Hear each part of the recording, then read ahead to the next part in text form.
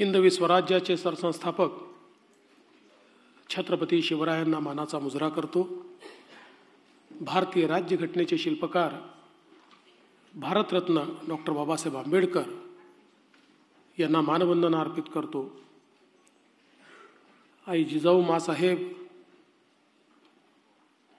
पुण्यश्लोक अहिल्यादेवी होळकर, क्रांतिज्योती सावित्रीबाई फुले यांच्यासारख्या या देशाला दिशा देणाऱ्या असंख्य अशा मातृशक्तीला या ठिकाणी वंदन करतो।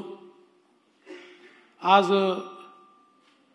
मंचावर उपस्थित असलेले राज्याचे राज्यपाल आदरणीय श्री CP राधाकृष्णनजी, त्याचप्रमाणे महिला व बाल विकास विभागाच्या मंत्री अदितीताई तटकरे, राज्यमंत्री मेघनाताई बोर्डीकर, राज्याच्या पहिल्या महिला मुख्य सचिव सुजाता सौनिक,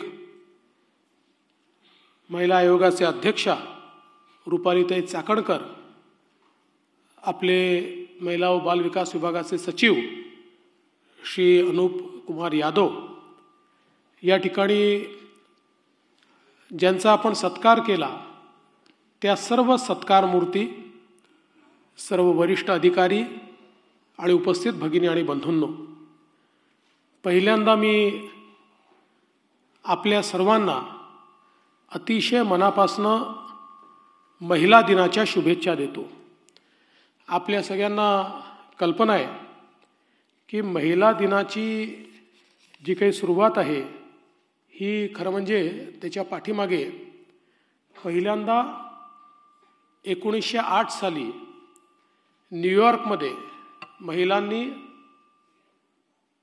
आपले कामाचे तास, वेतन आणि मतदानाचा हक्क याकरता एक चळवळ उभारली आणि मग ती इंग्लंडमध्ये देखील गेली आणि 1910 मध्ये कोपनहेगनला कामगार महिला परिषदेमध्ये जर्मन एक महिला आहे क्लॅरा, त्यांनी ही संकल्पना मांडली की या ठिकाणी जागतिक महिला दिन असला पाहिजे आणि म्हणून मग जागतिक महिला दिन हा 1911 पासून साजरा करायला आपण सुरुवात केली।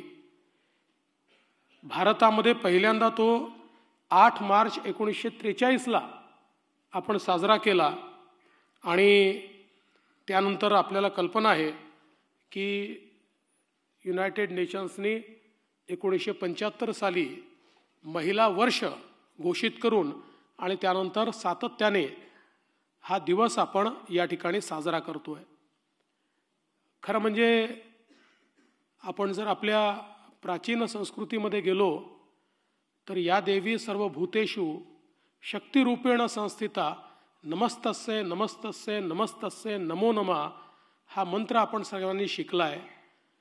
म्हणजे सर्व लोकांमध्ये शक्तिरूपाने बसणारी अशी आमची माता आहे, अशी आमची देवी आहे आणि तिच्यामुळेच आमचं अस्तित्व आहे, अशा प्रकारची संकल्पना ही आपण अनेक शतकं सांगितली। पण दुर्दैवाने समाजातली विषमता ही हळूहळू इतक्या विकोपाला गेली, स्त्री पुरुष असमानता ही देखील इतक्या मोठ्या प्रमाणात वाढली की त्यातनं काही अतिशय मानवतेला लाजवतील अशा प्रकारच्या रूढी परंपरा देखील समाजामध्ये आपण सुरू झालेल्या बघितल्या आणि त्यातूनच हळूहळू शिक्षणाचा अभाव, रूढी परंपरांमुळे सामाजिक बंधनं, अशातनं आमच्या स्त्रियांचा एक खडतर प्रवास हा आपण बघितला। खरं तर आपण सर्वांनी क्रांतिज्योती सावित्रीबाई फुले आणि महात्मा ज्योतिबा फुले यांचे आभार मानले पाहिजेत की त्यांनी त्या काळी समाजाचा विरोध पत्करून आणि अनेक वेळा शिव्या शाप खाऊन, दगडधोंडे खाऊन, अगदी विष्ठा फेकली तरीही आपली निष्ठा न सोडता त्या ठिकाणी स्त्री शिक्षणाची मुहूर्तमेढ पुन्हा एकदा ठेवली आणि त्यातून आपल्याला एक नवीन महाराष्ट्र आणि त्यानंतर एक नवीन भारत उभा राहताना पाहायला मिळाला। अनेक रूढी परंपरा त्या ठिकाणच्या जुगारण्याचं काम हे क्रांतिज्योती सावित्रीबाई फुलेंनी केलं। विधवा पुनर्विवाह असेल किंवा केशवपन करण्याची आवश्यकता नाही अशा प्रकारची व्यवस्था असेल, ज्या प्रकारे समाजामध्ये एखाद्या स्त्रीला तिच्या पतीच्या निधनानंतर वागवलं जायचं त्याच्यामध्ये एक क्रांतिकारी बदल करण्याचं काम हे देखील क्रांतिज्योती सावित्रीबाई फुलेंनी केलं। आणि म्हणूनच मला असं वाटतं की खऱ्या अर्थानं आपल्याकरता ते आदरणीय आहेत। कालच आमच्या सभागृहामध्ये पुण्यश्लोक लोकमाता अहिल्यादेवी होळकर यांच्या 300व्या जयंतीच्या निमित्ताने आणि महिला दिनाचं औचित्य साधून आम्ही चर्चा ठेवली होती। आणि त्यावेळेस देखील मी सांगितलं की आज आपण जर पुण्यश्लोक अहिल्यादेवी होळकर यांच्या 28 वर्षाचा कारभार बघितला तर एक उत्तम प्रशासक कशा प्रकारे समाज निर्मिती करू शकतो, कशा प्रकारे राष्ट्र निर्मिती करू शकतो हे आपल्याला त्यांच्या व्यवहारातनं पाहायला मिळतं। आणि ज्या प्रकारे त्यांनी विविध प्रकारचे प्रशासकीय मानदंड हे त्या ठिकाणी प्रस्थापित केले, एक अतिशय समृद्ध राज्य असताना देखील ज्या प्रकारे त्या राज्यामध्ये इदम न मम हे माझं नाही हे समाजाचं आहे अशा ट्रस्टीशिपच्या भावनेतनं त्यांनी राज्य केलं।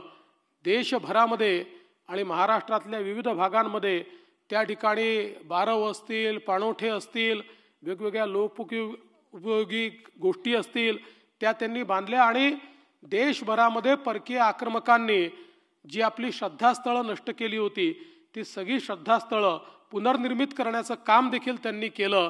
आणि हे सगळं करताना त्यांची करपद्धती, त्यांची कायदा सुव्यवस्थेची पद्धती ही प्रत्येक गोष्ट मला असं वाटतं अनुकरणीय आहे। ज्या प्रकारे त्यांनी छोटे उद्योग सुरू केले, ज्या प्रकारे शस्त्रास्त्रांचे कारखाने सुरू केले, मला असं वाटतं की अशा प्रकारच्या आमच्या या शक्तिरूपी आमच्या ज्या स्त्रिया आहेत त्यांच्याकडे पाहिल्यानंतर आपल्याला हे लक्षात येतं की खऱ्या अर्थानं समाजामध्ये एक स्त्री किती परिवर्तन करू शकते।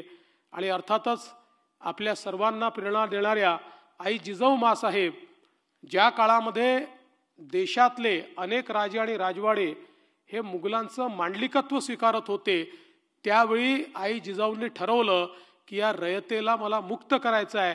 आणि छत्रपती शिवाजी महाराजांना त्यांनी घडवलं, त्यांना संस्कार दिले आणि त्यांना सांगितलं की ही काळरात्र संपवून एक नवीन पहाट झाली पाहिजे, तुझी जबाबदारी आहे। आणि त्यानंतर छत्रपती शिवरायांनी जे केलं ते आपल्याला सर्वांना माहिती आहे।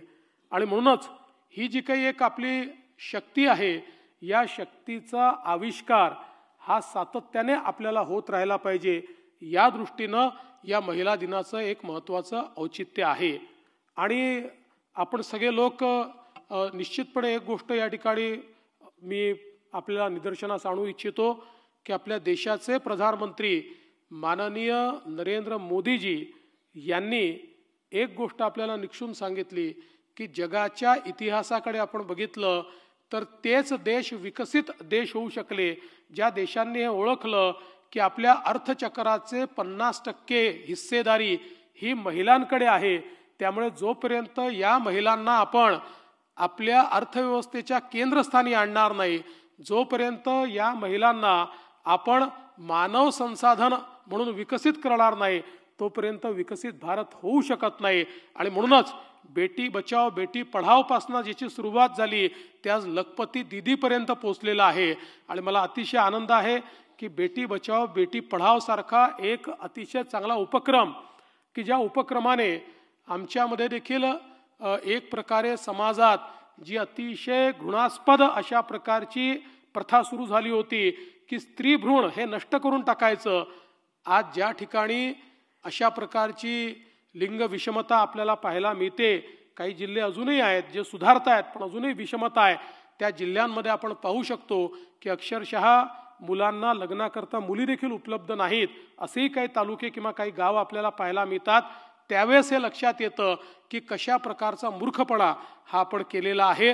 पण मला आनंद आहे की महाराष्ट्रामध्ये बेटी बचाओ बेटी पढाओ 2015 साली सुरू झाल्यानंतर अशा प्रकारचे जे चिन्हित जिल्हे होते या जिल्ह्यांमध्ये प्रचंड त्या ठिकाणी सुधारणा झाली, गुणोत्तर जे आहे ते देखील सुधारलं आणि आता लोकांनाही लक्षात येत आहे.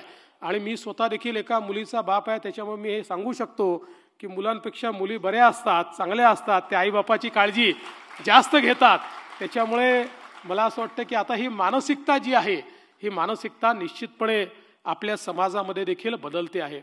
हे सगळं होत असताना आज आपण बघितलं ज्यांचा आपण सत्कार केला, समाजातल्या विविध क्षेत्रांमध्ये काम करणारी ही सगळी मंडळी आहेत.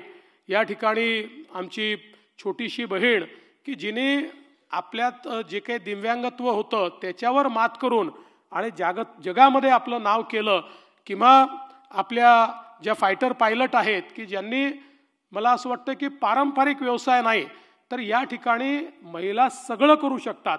आणि मला याही गोष्टीचा आनंद आहे की महिलांची ही शक्ती माननीय प्रधानमंत्री नरेंद्र मोदीजींनीच त्या ठिकाणी ओळखली आणि सांगितलं की सेनेच्या सर्व क्षेत्रांमध्ये आता महिला त्या ठिकाणी काम करतील. आणि आपण 26 जानेवारीला बघतो आपली महिलांची तुकडी ज्यावेळेस पथसंचलन त्या ठिकाणी करते त्यावेळी अक्षरशः आपल्या शरीरावर रोमांच उभा राहतात. अशा प्रकारचं त्या ठिकाणचं दृश्य आपल्याला पाहायला मिळतं.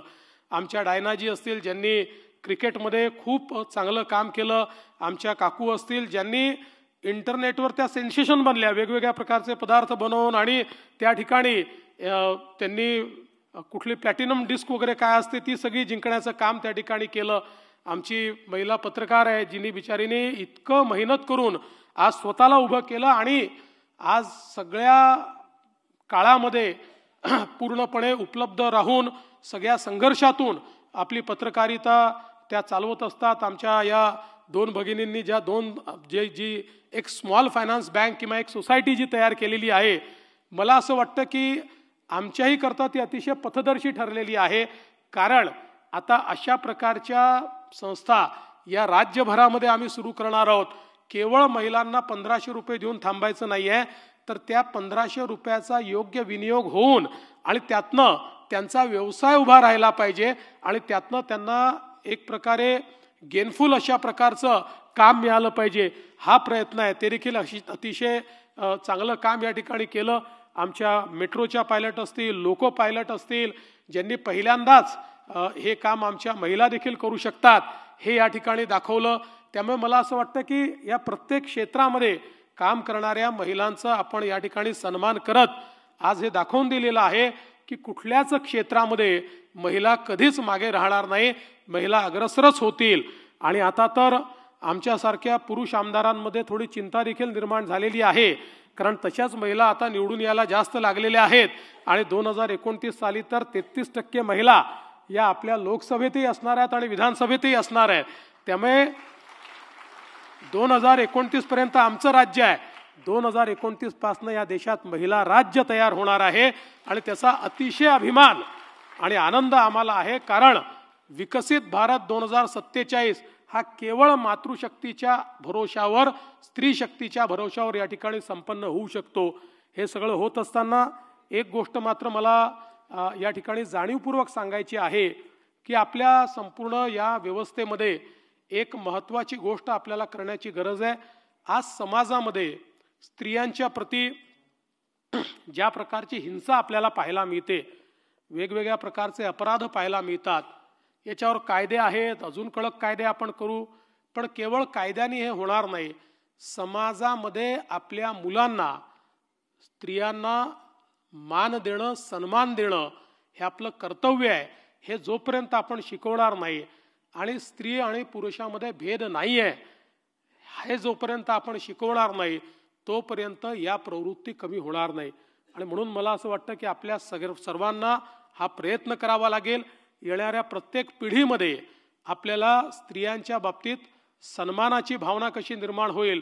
आणि पुरुष आणि स्त्री हे वेगळे नाही आहेत, शारीरिक रचना जरी वेगळी असली तरी त्या दोघांचे वेगळं व्यक्तिमत्व आहे, वेगळं अस्तित्व आहे आणि त्यांच्यामध्ये एक समानता आहे. अशा प्रकारचं आपण जोपर्यंत या ठिकाणी प्रतिपादित करणार नाही तोपर्यंत समाजामध्ये जी महिलांच्या प्रति हिंसा आपल्याला पाहायला मिळते ती हिंसा देखील कमी होणार नाही. पण मला विश्वास आहे की येत्या काळामध्ये हे देखील आपण करू. एक मूल्य जी काही आपल्याला रुजवायची आहे ती रुजवण्याचा प्रयत्न आपण करू. आज पुन्हा एकदा या कार्यक्रमाच्या निमित्ताने सर्व सत्कार मूर्तींचे मनापासून अभिनंदन करतो. माननीय राज्यपाल महोदयांनी या कार्यक्रमाकरता स्वतः पुढाकार घेतला, वेळ दिला, त्याबद्दल त्यांचे आभार मानतो. आणि या चांगल्या कार्यक्रमामध्ये मला देखील अदितीताई तुमच्या विभागाने निमंत्रित केलं, त्याबद्दल तुमचे मनापासून आभार मानून मी माझे 2 शब्द संपवतो. धन्यवाद. जय हिंद, जय महाराष्ट्र.